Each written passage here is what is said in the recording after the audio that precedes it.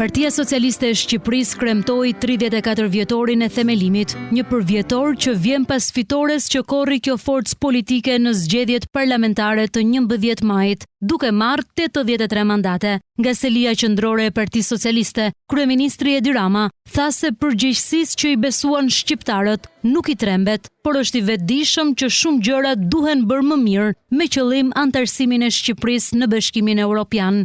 Ne nuk i jemi frikur edhe sigurisht nuk jemi shmangur asnjëherë përgjegjësive që vinë me fitoret, dhe kjo unë besoj se është arsyeja kryesore pse ne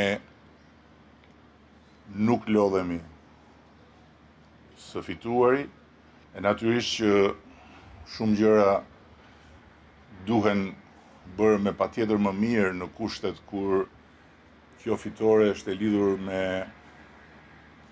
një mandat besimi të jashtëzakonshëm për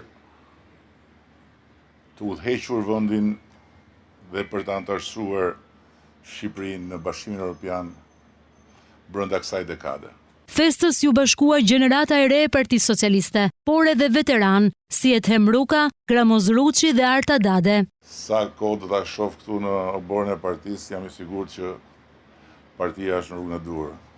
Shqetësohuni ditën kur do mungoj Gramozin këtë obor. Po atëherë s'do jem as unë, kështu që shifni e bëni.